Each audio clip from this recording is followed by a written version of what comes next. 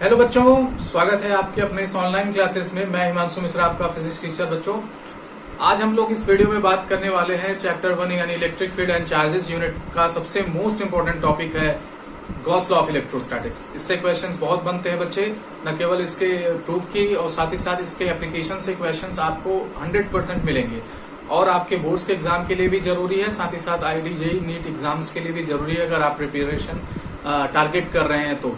ठीक है, तो इससे पहले हम लोगों ने काफी कुछ बातें कर लिया है। तो अगर आप इस वीडियो को पहली बार मतलब इस क्लासेस को पहली बार देख रहे हैं तो प्लीज आप पहले की वीडियोस को भी देखें, कारण कि हर एक वीडियो में, जैसे इस वीडियो में कुछ हम ऐसी बातें कहेंगे कि जो पहले वीडियोस में बातें की जा चुकी हैं। तो अब आपको अगर आप पहली बार देखेंगे तो आपको लगेगा कि यार ये तो नया है, ये तो समझ नहीं आ रहा।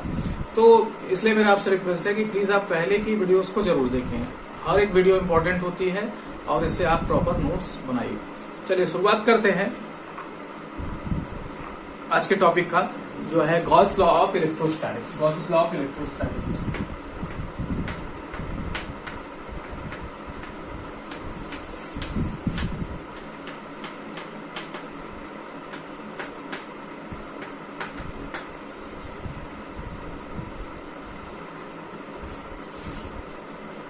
Gauss law of electrostatics.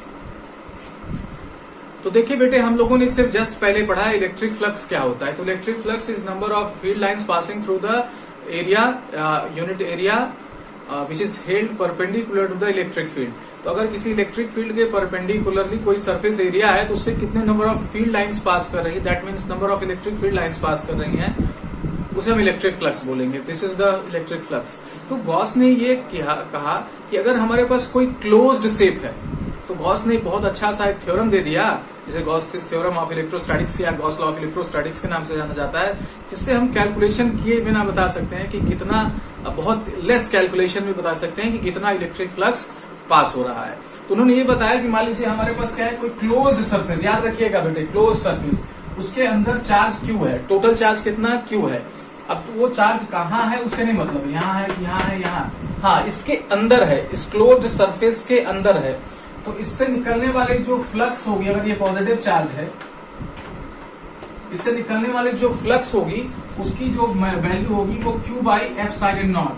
अगर ये मीडियम आपकी क्या है, अगर ये चार्ज या ये बॉडी आपके फ्री स्पेस जैसा है तो Q बाई एप्सिलॉन नॉट, और अगर कोई मीडियम है यहाँ पे तो Q अपॉन एप्सिलॉन नॉट। ठीक है, एप्सिलॉन। तो यानी ये क्या है, बस हमें इसमें ये जानने की जरूरत है कितना चार्ज है। अगर हम चार्ज जान लिए तो हम क्या कर सकते हैं, एप्सिलॉन नॉट तो कांस्टेंट है, इसकी वैल्यू हमें पता है। हमें जैसे पता लग जाए कि इसमें 10 कूलम चार्ज है, 10 कूलम रख दिए, 15 कूलम है तो 15 कूलम रख दिए, तो हमें क्या पता लग जाएगा, नंबर ऑफ फ्लक्स बड़े इजीली पता लग जाएगा, बहुत लेस कैलकुलेशन से पता लग जाएगा, है कि नहीं। तो इसलिए ये क्या है, बड़ा इंपॉर्टेंट है। और इसका चलिए हम लोग क्या करते हैं, डेरिवेशन करते हैं। पहले स्टेटमेंट लिखेंगे फिर डेरिवेशन करते हैं। चलिए पहले स्टेटमेंट लिख लिया जाए बच्चों, फिर उसके बाद डेरिवेशन करते हैं। तो स्टेटमेंट क्या है, total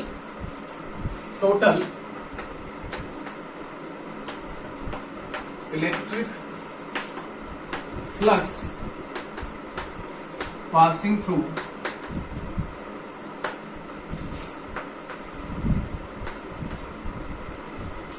through any closed surface. Close surface याद रखना बेटा, ये क्लोज सरफेस के लिए एप्लीकेबल है। इज ऑलवेज इक्वल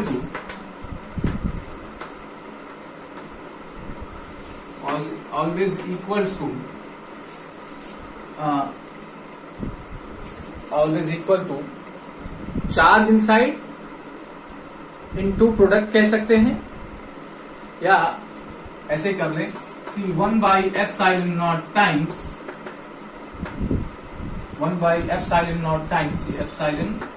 टाइम्स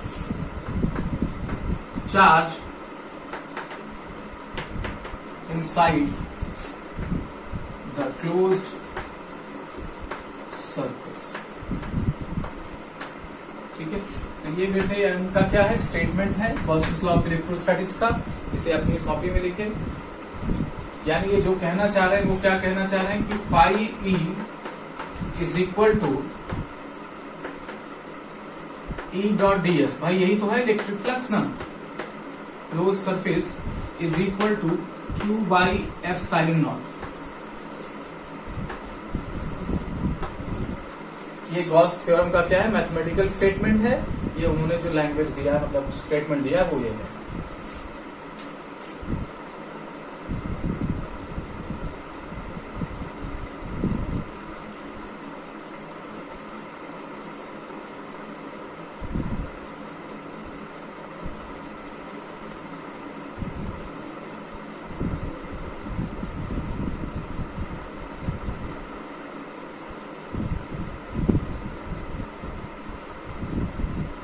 चलिए अब हम लोग क्या करते हैं, इसका प्रूफ करते हैं।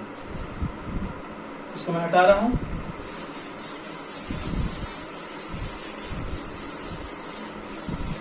इसका प्रूफ इंपॉर्टेंट है बेटे, एग्जाम के पॉइंट ऑफ व्यू से बहुत ही इंपॉर्टेंट है। इसके लिए हम लोग क्या करते हैं बेटे कि एक हम चार्ज Q ले लेते हैं। क्या करते हैं, चार्ज Q ले लेते हैं और R रेडियस का, कितने का, स्मॉल r रेडियस का हम लोग क्या करते हैं, एक स्फीयर बनाते हैं। क्या करते हैं, एक स्फीयर। स्फीयर समझते हैं ना, जैसे आपका क्या होता है, क्रिकेट का बॉल होता है, उसे हम स्फीयर समझ सकते हैं। और जो प्लास्टिक की बॉल होती है वो भी स्फीयर होती है, लेकिन वो क्या होती है, हॉलो स्फीयर होती है। और जो हमारी क्रिकेट की बॉल होती है वो सॉलिड स्फीयर, मतलब अंदर से भी मटेरियल उसमें क्या होता है, फिल होता है। कुछ इस तरीके का हमारे पास क्या है, एक स्फीयर है, सपोज कर लीजिए r रेडियस का। चार्ज हमने Q मान लिया, उससे r रेडियस का हमने क्या किया, स्फीयर बना लिया। अब देखिए अगर ये चार्ज Q है और एक स्फीयर है, तो इससे जो इलेक्ट्रिक फील्ड लाइंस निकलेंगी, भाई इस तरीके से निकलेंगी कि नहीं निकलेंगी। आपको मैंने इलेक्ट्रिक फील्ड लाइंस में बताया था कि चारों तरफ इलेक्ट्रिक फील्ड लाइंस क्या होंगी, इससे निकलेंगी। अब जब निकलेंगी बेटे तो क्या होंगी, फ्लक्स के रूप में इससे पास होंगी कि नहीं, फ्लक्स के रूप में ये इससे पास होंगी कि नहीं, बिल्कुल पास होंगी। और वो क्या करेंगे, इलेक्ट्रिक फ्लक्स बोलेंगे। तो हम क्या कर लें, हम ये कैलकुलेट कर लें कि कितने नंबर ऑफ फ्लक्स क्या होता है, पास होता है, तो हमारा काम हो जाएगा। चलिए करते हैं। तो इलेक्ट्रिक फील्ड का क्या करेंगे, हम लोग सहारा लेंगे। पहले हम लोग पहले सारी बातें लिखते हैं कि let us consider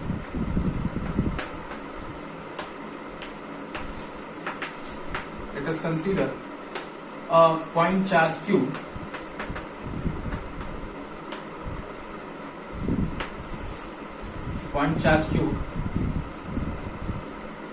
is placed at a point O, यहाँ पे placed बैठे है at a point O and draw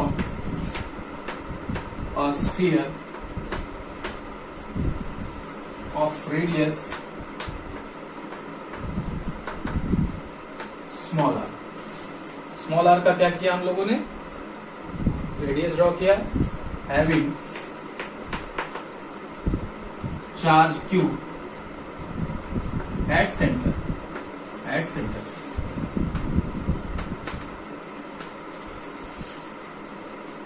तो सेंटर पे क्या किया हम लोगों ने, चार्ज Q को पुट कर दिया है। चलिए अब हम लोग क्या करें, हम लोग बात करें कि हमारा इलेक्ट्रिक फील्ड कैसे बिहेव करेगा, एरिया वेक्टर कैसे बिहेव करेगा, फिर हम लोग कैलकुलेशन कर पाएंगे। चलिए अब देखिए बेटे, हम लोगों ने क्या किया, कहीं भी एक छोटा सा पैच ले लो, छोटा सा एरिया ले लो, जिससे हम इलेक्ट्रिक फ्लक्स कैलकुलेट करें। तो हम लोगों ने क्या किया, यहीं पर एक छोटा सा पैच ले लिया जिस पर हम लोग इलेक्ट्रिक फ्लक्स कैलकुलेट करें। भाई हमें जानने की जरूरत होगी ना कि किसी छोटे से एलिमेंट से कितना इलेक्ट्रिक फ्लक्स पास हो रहा है। तो अब आपको मैंने जब पिछले वीडियो में बताया था, तो आपको याद होना चाहिए कि आपको क्या करना है, E डॉट ds, अगर ds फॉर्म में है तो आपको क्या करना होगा, E और ds के बीच में एंगल कैलकुलेट करना पड़ेगा। अब देखिए बेटे, ये क्या है, हमारा प्लस चार्ज है, तो इससे जो इलेक्ट्रिक फील्ड होगी वो क्या होगी, always away from the charge होगी, यानी इस तरीके से यहाँ पर इलेक्ट्रिक फील्ड होगी। और जो ये क्या है, सरफेस है, इसकी एरिया वेक्टर किधर होगी। तो आपको याद होगा एरिया वेक्टर के बारे में मैंने बताया था कि एरिया वेक्टर क्या होता है, परपेंडिकुलरली आउटवर्ड डायरेक्शन में एरिया वेक्टर लिया जाता है।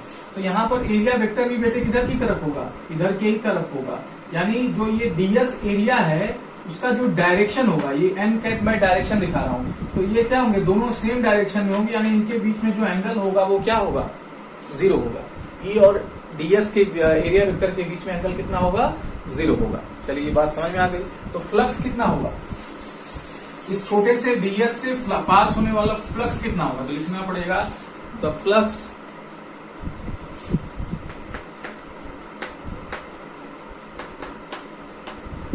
passing through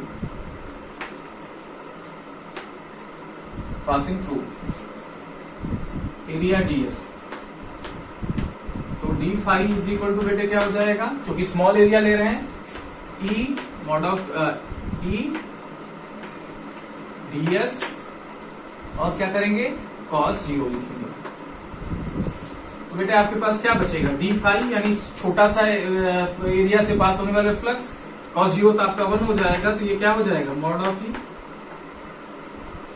mod of ds। ठीक है, इसे इक्वेशन 1 कर लेंगे। तो नेट फ्लक्स कितना होगा? टोटल फ्लक्स कितना होगा? ऐसे सारे छोटे छोटे छोटे हम क्या करेंगे? वैल्यूज को कैलकुलेट करके ऐड कर देंगे। यही कर सकते हैं। तो इस प्रोसेस को बेटे इंटीग्रेशन बोला जाता है। हम इस छोटे छोटे प्रोसेस को छोटे छोटे एलिमेंट से पास होने वाले फ्लक्स को क्या करें? कैलकुलेट करें और ऐड करें। इस प्रोसेस को बेटे इंटीग्रेशन बोला जाता है। तो इंटीग्रेशन में ये काम जो आप सोच रहे हो कि हाँ इतना बड़ा काम, वो छोटे में हो जाता है। तो हम लोग क्या करेंगे? For net flux, so net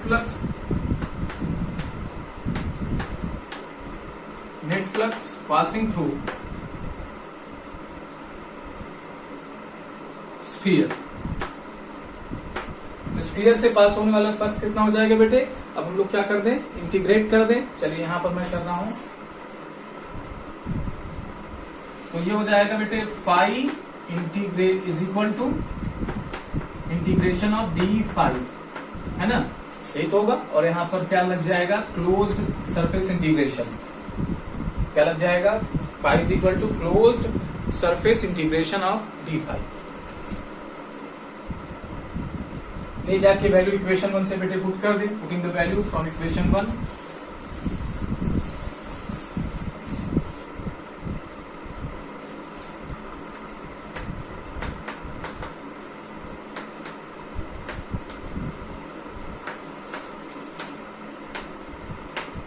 तो क्या मिलेगा वहां पे? Phi is equal to integration आपका यहाँ पे एस इंटीग्रेशन रहेगा बेटे। अब इसको हम क्या कर देंगे? Mod of E mod of ds।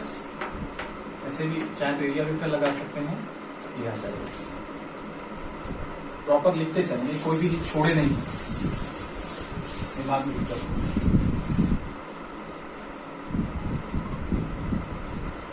अब बेटे देखिए, इलेक्ट्रिक फील्ड की जो वैल्यू होने वाली है वो पूरे सरफेस पर क्या होगी? कांस्टेंट होगी। मतलब डायरेक्शन तो अलग होंगे। यहाँ पे इलेक्ट्रिक फील्ड का डायरेक्शन ये होगा, यहाँ पे ये होगा, यहाँ पे ये होगा।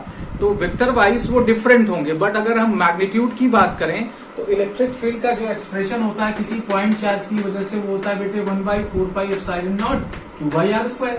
तो देखिए, इस चार्ज से अगर स्फीयर की बात करें तो r दूरी पर ये भी है, r दूरी पर ये भी है, r दूरी पर ये भी है, सारे पॉइंट्स r दूरी पर है। तो आपका चार्ज भी फिक्स है बेटे और डिस्टेंस भी फिक्स्ड है। That is why electric field की जो वैल्यू होने वाली है, मैग्नीट्यूड होने वाली है, वो क्या होने वाली है? कांस्टेंट होने वाली है कि नहीं? इस पूरे स्फीयर पर इलेक्ट्रिक फील्ड का जो मॉडुलस है, जो वैल्यू है, जो मैग्नीट्यूड है, वो क्या रहेगा? कांस्टेंट रहेगा। तो ये देखिए, ये क्या रिप्रेजेंट कर रहा है? मैग्नीट्यूड ही तो रिप्रेजेंट कर रहा है। तो ये क्या होगा? इंटीग्रेशन में कांस्टेंट जैसा होगा तो बाहर आ जाएगा। तो फॉर स्फेरिकल सिमेट्री, इसको स्फेरिकल सिमेट्री का नाम दिया जाएगा। From spherical symmetry mod of E क्या होगा बेटे? कांस्टेंट होगा। तो जो मॉड ऑफ ई कांस्टेंट होगा, then what we will get? Electric field बेटे बाहर आ जाएगा और आपको अंदर क्या बचेगा? ds। मॉड ऑफ ds का चाहे ऐसे लिखे चाहे ऐसे लिखे, बात एक। इसे इक्वेशन बेटे बन गया जाए। अच्छा, और कर लेते हैं थोड़ा सा, एक लाइन और सॉल्व कर देते हैं। देखिए, ये है क्या? ये सरफेस का इंटीग्रेशन है। मतलब ds मतलब स्मॉल सरफेस, और उसी का इंटीग्रेशन कर रहे हैं। तो भाई इसका स्मॉल सरफेस अगर ds है तो उसका कंप्लीट सरफेस एरिया हमें निकालना है। और कंप्लीट सरफेस एरिया का जो फॉर्मूला होता है स्फीयर के लिए होता है बेटे 4πr²। तो ये क्या बताएगा? ये 4 पाई आर स्क्वायर बताएगा, यानी complete surface area of sphere. तो ये हमारे पास बाई फॉर्मूला हम लिख सकते हैं, E इज इक्वल टू क्या हो जाएगा यहाँ पे मॉड ऑफ E, और ये क्या हो जाएगा इंटू 4 पाई आर स्क्वायर। इसे इक्वेशन क्या बोल दिया जाए 1 तो शायद हो चुका है, इसे इक्वेशन 2 बोल दिया जाए।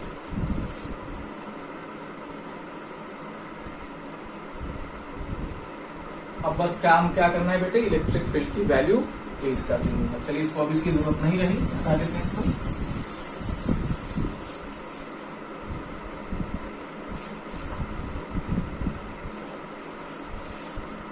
ठीक है, द मैग्नीट्यूड ऑफ, अब हम इलेक्ट्रिक फील्ड की मैग्नीट्यूड लिखेंगे। The magnitude of electric field EF, electric field E is equal to कितना हो जाएगा बेटे 1/4 pi epsilon naught Q by r square. इसे इक्वेशन 3 बोल दिया जाए। तो हमारे पास E की वैल्यू आ गई। अब क्या करते हैं, इसमें पुट कर दें, ले आके इसमें पुट कर दें। Putting the value of E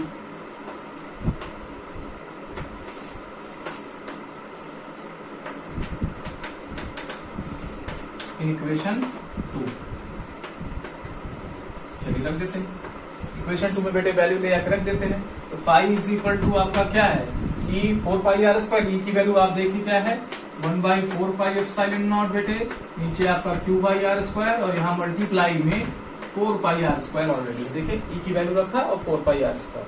अब जो कैंसिल हो रहा है उसको कैंसिल कर दीजिए, जो बच रहा है उसको बचा लीजिए, है ना। तो 4 पाई से कैंसिल हो गया, आर स्क्वायर से कट गया। तो क्या बचा हमारे पास, Q बचा है और एप्सिलॉन नॉट बचा है ना बेटे। तो ये क्या हो जाएगा Q बाई एप्सिलॉन नॉट,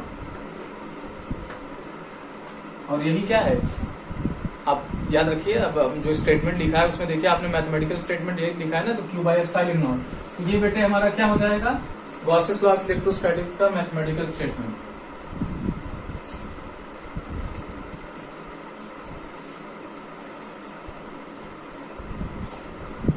इसी को हमें क्या करना था, प्रूव करना था। जैसे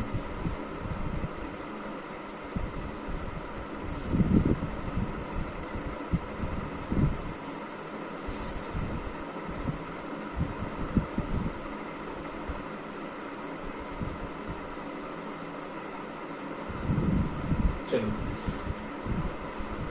तो इस बात से हम क्या देख रहे हैं, इस बात से ये देख रहे हैं कि इलेक्ट्रिक फ्लक्स की जो मात्रा है, जो वैल्यू है बेटे, वो किस पे डिपेंड कर रही है, चार्ज पर डिपेंड कर रही है। ना तो शेप पर डिपेंड कर रही है कि आपने क्लोज शेप कैसा लिया, ना तो इस बात पर डिपेंड कर रही है कि क्लोज शेप में चार्ज कहां पर है, सेंटर पे है कि सेंटर के अलग पॉइंट पर है। हाँ, क्लोज्ड होना, सरफेस के अंदर होना चाहिए। तो दो बात डिपेंड, एक तो शेप एंड साइज पर डिपेंड नहीं करती कि आपने क्लोज सरफेस कैसा लिया है, दूसरा इस बात पर डिपेंड नहीं करती कि कहां पर चार्जेस रखी गई हैं। अच्छा, गॉस लॉ क्यों ट्रू है, क्योंकि इसकी डिपेंडेंस जो है वो आर स्क्वायर पर है। ठीक है, इस वजह से ये ट्रू है, सही है। इसको मैं मिटा के कुछ इंपॉर्टेंट बात आपको नोट कराता हूं। तो यहां पर नोट कर लीजिए। पहला बेटे कि Gauss law is true because exponent of r is 2। Gauss law, Gauss's law बोले better, is true because power of r is true. ये बात ठीक है, समझ में आई। क्योंकि वो बेटे अब अगर आप देखो डेरिवेशन में लास्ट स्टेप में, अगर 4 पाई आर स्क्वायर ऊपर नहीं होता और नीचे नहीं होता तो कैंसिल कैसे होता, कैंसिल तभी हुआ ना जब वो सेम थे। चलिए, it does not depend on shape size of close body.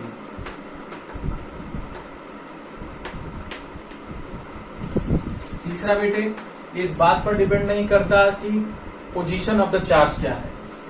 It does not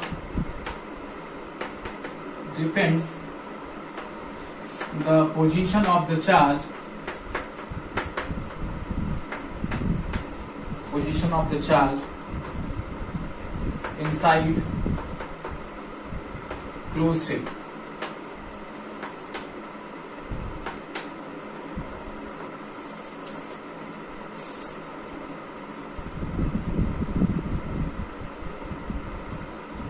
एक बात को लिखते चले केयरफुली। इसका एग्जांपल मैं आपके सामने लिख दे रहा हूं, आप देख लीजिए ताकि आपको याद रहे। अब बेटे अगर मैं क्या करूं, मान लीजिए हमने क्लोज शेप ले लिया, क्यू चार्ज रख दिया, तब भी इलेक्ट्रिक फ्लक्स कितना होगा, क्यू बाई एप्सिलॉन नॉट। हमने एक क्यूब ले लिया और इसमें क्या किया, चार्ज रख दिया क्यू ही, सेम चार्ज रख दिया, तो फ्लक्स कितना होगा बेटे, क्यू बाई एप्सिलॉन नॉट। हमने कोई रैंडम क्लोज शेप ले लिया और इसमें इसके अंदर चार्ज क्यू रख लिया, तो इसके अंदर पास होने वाली जो इलेक्ट्रिक फ्लक्स है वो क्यू बाई एप्सिलॉन नॉट होगा।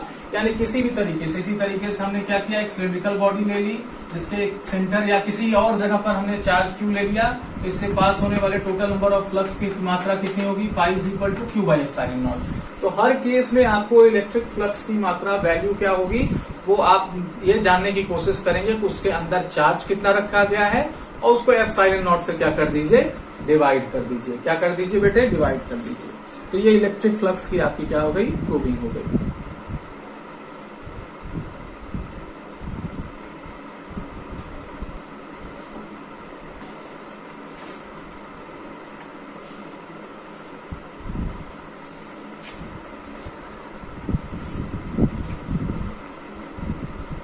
चलिए आगे चलते हैं हम लोग नेक्स्ट इसमें। अब हम लोग को बेटे पढ़ना है application of Gauss's law of electrostatics. क्या पढ़ना है, application of Gauss's law of electrostatics.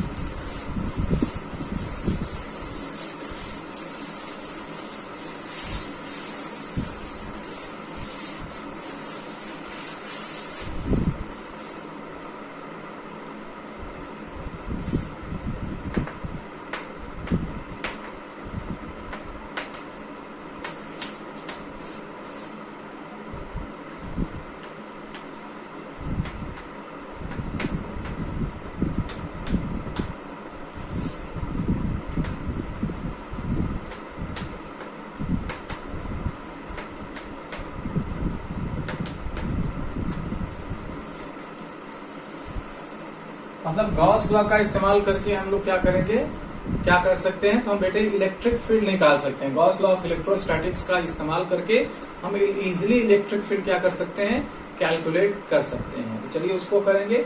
उसके लिए बेटे गॉस ने ये कहा कि आप एक क्या करें, जब भी आप किसी सिस्टम या किसी चार्ज की सिस्टम की वजह से इलेक्ट्रिक फील्ड निकालने की सोच रहे हैं, तो आप एक सरफेस ड्रॉ करिए, एक क्लोज्ड सरफेस ड्रॉ करिए जो चार्ज को कंटेन करे और साथ साथ वो उस पॉइंट को कंटेन करे जिस पर आपको इलेक्ट्रिक फील्ड निकालनी है।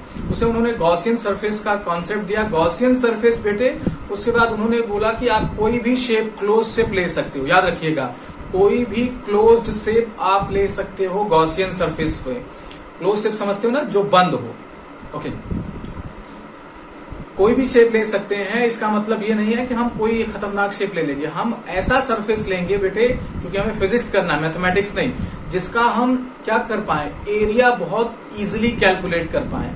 तो हम कोई नोन शेप ले लेंगे, स्फेयर ले लेंगे, सिलेंडर ले लेंगे, क्यूब ले लेंगे, जैसा हमें जरूरत होगी वैसा ले लेंगे अकॉर्डिंग टू आवर सिस्टम। जैसा हमारा सिस्टम रहेगा उसी तरीके का हम क्या करेंगे, क्लोज शेप लेंगे, लेकिन ऐसा क्लोज शेप लेंगे जिसमें हमें कैलकुलेशन में आसानी हो, जिसको हम लगा के इजिली क्या कर पाए, कैलकुलेट कर पाए।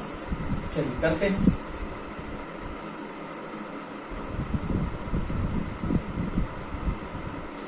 तो पहला हमारा जो एप्लीकेशन है बेटे वो है electric field due to uniformly charge wire.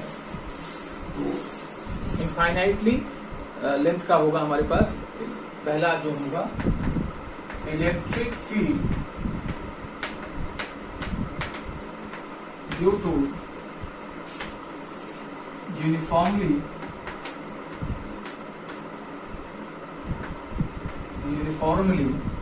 Charged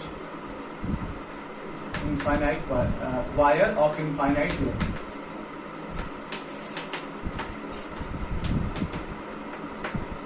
हमारे पास बहुत बड़ी वायर है बेटे इनफाइनाइट लेंथ की, और हमें क्या करना है, उस पर चार्ज अवेलेबल है, उसकी वजह से हमें इलेक्ट्रिक फील्ड निकालना है। तो देखिए जरा, सपोज कर लीजिए हमारे पास क्या है, एक बहुत बड़ी वायर है इनफाइनाइट एक्सटेंशन का बेटे। तो हमें क्या करना है, इस पे चार्जेस अवेलेबल है। और चार्ज जो डेंसिटी है बेटे वो यूनिफॉर्म है। क्या है? यूनिफॉर्म चार्ज डेंसिटी है। हमें किसी पॉइंट P पर, याद रखिए R दूरी पर कोई पॉइंट P है, इससे R दूरी पर कोई पॉइंट P है जिसपे हमें इलेक्ट्रिक फील्ड निकालना है। इस वायर से R दूरी पर हमारे पास कोई क्या है बेटे, पॉइंट है जिसपे हमें इलेक्ट्रिक फील्ड निकालना है।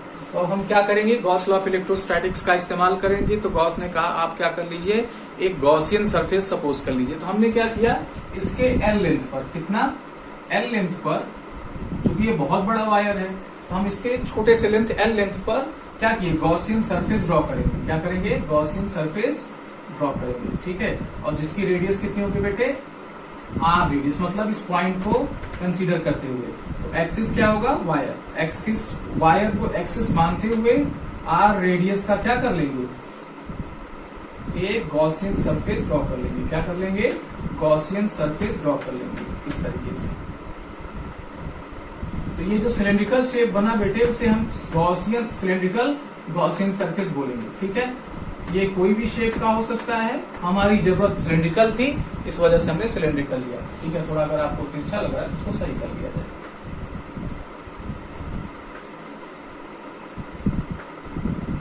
ऐसे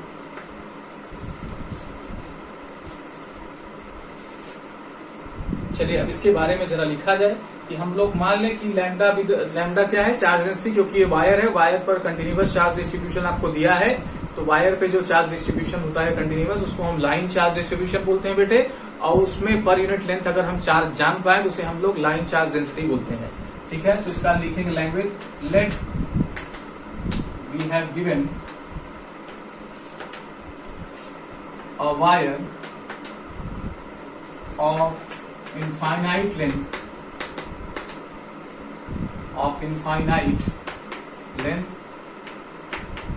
having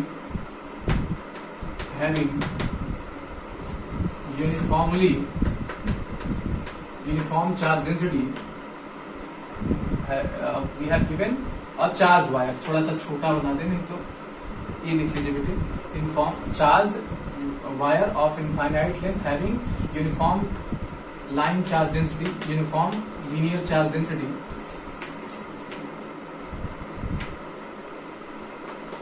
लैम्डा। ठीक है, तो लैम्डा क्या किया हम लोगों ने, मान लिया। ठीक है, we have to find electric field, हमें क्या करना है, इलेक्ट्रिक फील्ड फाइंड करना है at point P having smaller distance।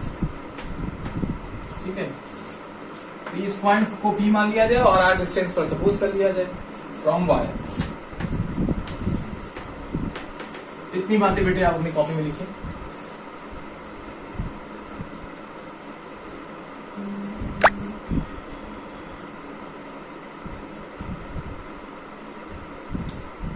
ठीक है, आपने लिख लिया।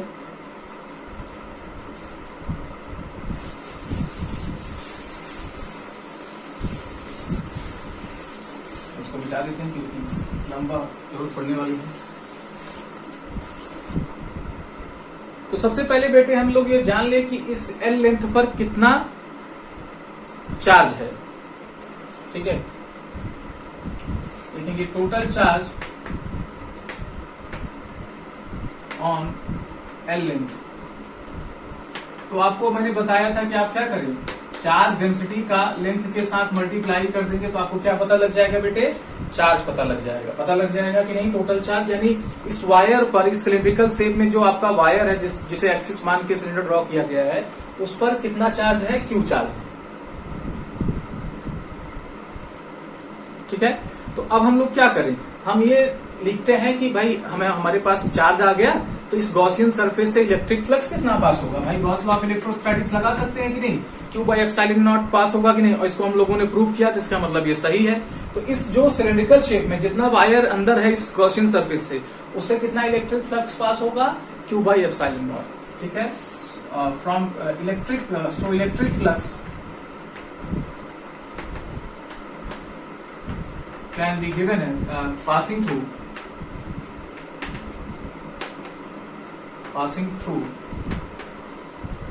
सिलेंड्रिकल गॉसियन सिलेंड्रिकल सरफेस,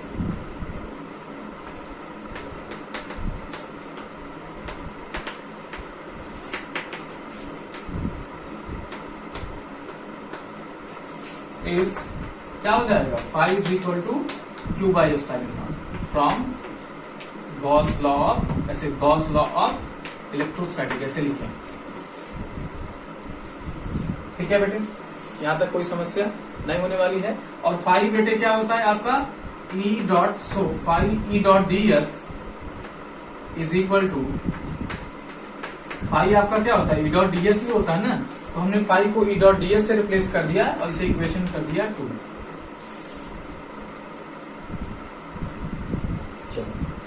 तो ये बात तो हमें राइट हैंड तो क्लियर है बेटे।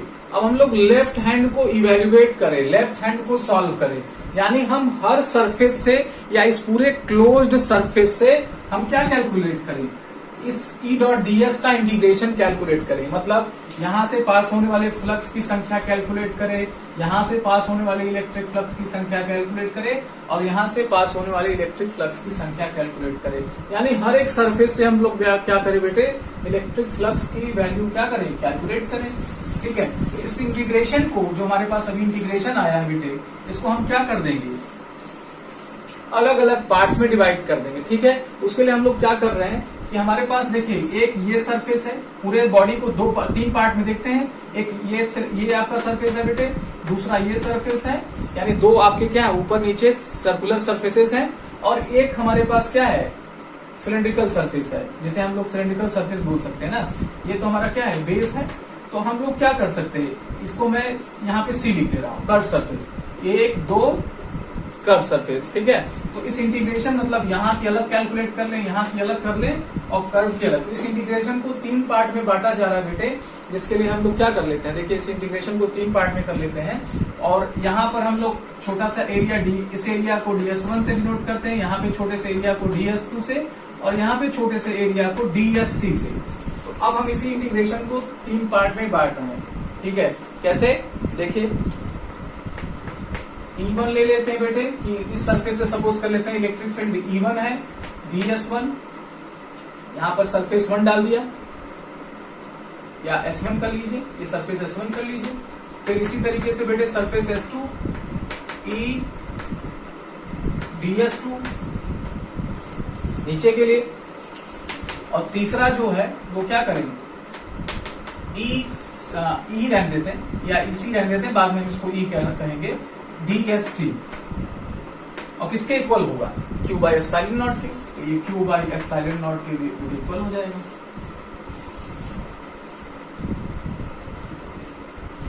अब एनालाइज करते हैं, थोड़ा रियलाइज करते हैं कि अलग अलग जगहों पर मतलब इनकी अलग अलग वैल्यूज को कैलकुलेट करने की कोशिश करते हैं। तो देखिए इस सरफेस पर आइए बेटे, इस सरफेस पे अगर आप आते हैं तो आपको क्या मिलेगा, आप एक छोटा सा सरफेस ds1 ले लीजिए। तो ds1 की जो एरिया वेक्टर है बेटे, वो परपेंडिकुलरली आउटवर्ड डायरेक्शन में होगा, तो ऊपर के डायरेक्शन में होगा। अच्छा, तो इलेक्ट्रिक फील्ड इधर कहाँ होगा, तो इलेक्ट्रिक फील्ड देखिए, इलेक्ट्रिक फील्ड का सोर्स क्या है, ये वायर है। तो अगर ये प्लस चार्ज है तो इसकी इलेक्ट्रिक फील्ड क्या होगी, अवे फ्रॉम द चार्ज होगी ना, क्योंकि प्लस से क्या होता है, इलेक्ट्रिक फील्ड दूर की तरफ होता है, तो इलेक्ट्रिक फील्ड इधर की तरफ हो जाएगा।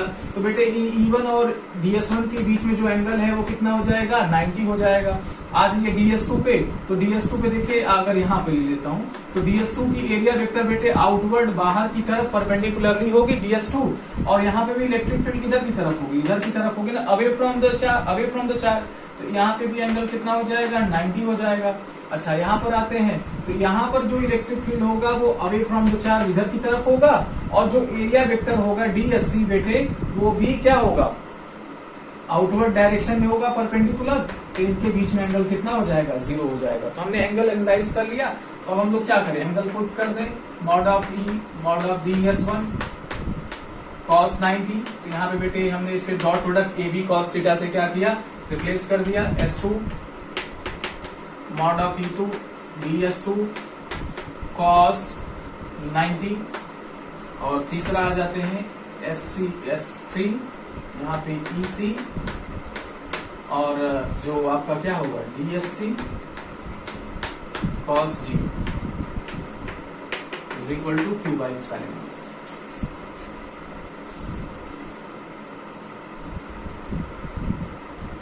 देखिए बेटे ये क्या हो जाने वाला है, जीरो होने वाला है, क्योंकि cos 90 जीरो, cos 90 जीरो, तो दो पार्ट आपका जीरो हो जाएगा, cos जीरो आपका 1 देगा, तो सिर्फ यही बचेगा जिसमें आप क्या कर लेंगे, EC, जो वैल्यूज आपको पता है उसमें क्या दिक्कत है, क्यू बाय एप्सिलॉन नॉट बचेगा।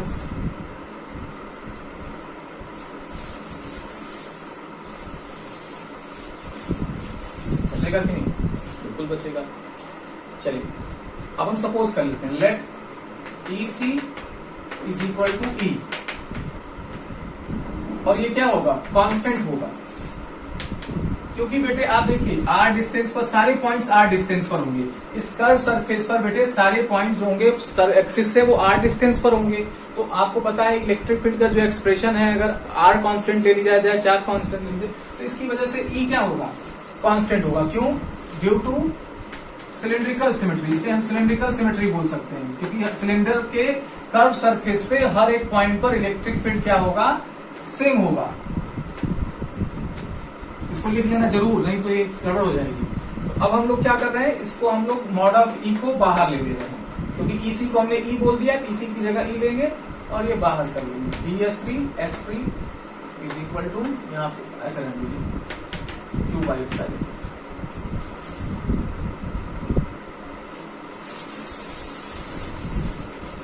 इसको बना लीजिएगा, इसको प्रॉपर बनाइएगा, नहीं तो एग्जामिनर नंबर नहीं देगा आपको। अब देखिए क्यू बाई एप्सिलॉन नॉट, बेटे आप देखिए क्यू बाई एप्सिलॉन नॉट आ गया DS3, तो ये है क्या, ये सरफेस एरिया का इंटीग्रेशन है। और कौन सा सरफेस एरिया, आप कर्व सरफेस लिए हैं कि नहीं, तो इस पूरे सरफेस की एरिया कितनी होगी, ये कर्व सरफेस एरिया है। तो क्लास 10th में आपने पढ़ा होगा 2 पाई RH, यहाँ H की जगह बेटे क्या है L, कर्व सरफेस एरिया में यहाँ पे H की जगह आपको क्या लेना है, L लेना है। तो ये क्या हो जाएगा, 2 pi RL is equal to q by epsilon naught. हमें चाहिए इलेक्ट्रिक फील्ड बेटे, तो हम लोग क्या करें, इसको उधर भेज दें, और तो क्या मिल जाएगा आपको, 1/2 पाई epsilon not RL into Q मिलेगा कि नहीं। चलिए फ्रॉम इक्वेशन 1, इक्वेशन 1 में आपको याद होगा बेटे क्या था, Q is equal to lambda L, तो रख दिया जाए, वैल्यू पुट कर दिया जाए। अब इसको मैं हटा सकता हूं,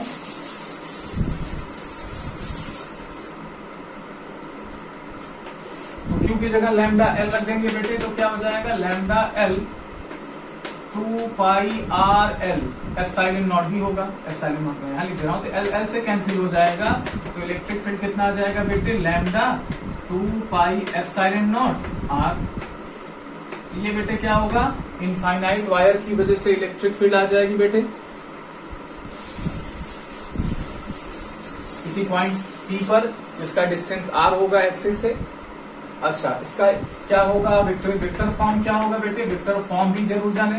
तो आप देखिए इलेक्ट्रिक फील्ड कैसे है, यहाँ पर इधर की तरफ है, यानी अवे फ्रॉम द चार्ज। तो ये हम लोग क्या कर लेंगे, यहाँ पे यूनिट वेक्टर लगा लेंगे बेटे, और वो R के डायरेक्शन में ही होगा, क्योंकि डिस्टेंस के डायरेक्शन में ही तो दिखा रहे हैं हम लोग ना, क्योंकि इसका इलेक्ट्रिक फील्ड का वेक्टर फॉर्म हो जाएगा बेटे। इस फॉर्म्स को याद रखना।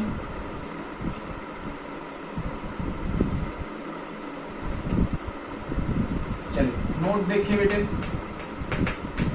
अब आप देखिए इसमें कहीं वो टर्म नहीं है जो L मतलब लेंथ बता रहा था, लेंथ ऑफ द वायर। कहीं लेंथ ऑफ द वायर आपको दिख रहा है, तो आंसर है नहीं, कहीं नहीं दिख रहा है सर। हाँ, तो लेंथ ऑफ द वायर पे डिपेंड नहीं कर रहा, यानी वायर कितना बड़ा है इससे मतलब नहीं है।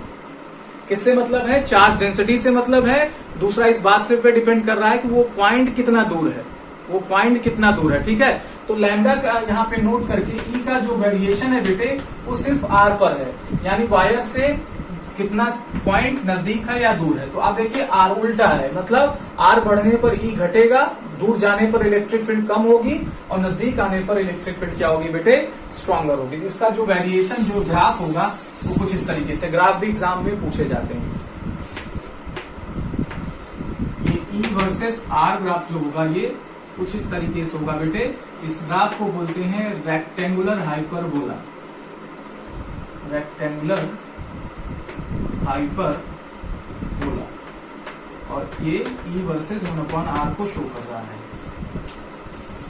चलिए बच्चों, तो इस वीडियो में बेटे इतना ही, काफी बड़ा वीडियो बना, क्योंकि अब टॉपिक को जल्दी से कवर करना, और अब फैमिलियर भी हो गए, अब आपको चैप्टर्स में पढ़ने में आसानी होने लगी है। इस वजह से मैंने वीडियोस को जो लेंथ है वो बड़ा कर दिया है। अब इस चैप्टर को जल्द से जल्द खत्म करने की जरूरत है, सेकंड यूनिट की तरफ बढ़ने और कुछ न्यूमेरिकल भी करने हैं। तो ठीक है बच्चों, आज का आपको इतना ही रखा जाता है। अगर आपको वीडियो पसंद आ रही है बेटे, तो बच्चों जो आपके क्या हो फ्रेंड्स हो उनको बताइए ना कि यहाँ पर अच्छा क्लास मिल रहा है आपको फ्री ऑफ, भाई आपकी स्कूल की तरफ से है, फ्री ऑफ कॉस्ट है। फ्री ऑफ कॉस्ट होगा ही, आप फीस जमा कर रहे हैं, सॉरी,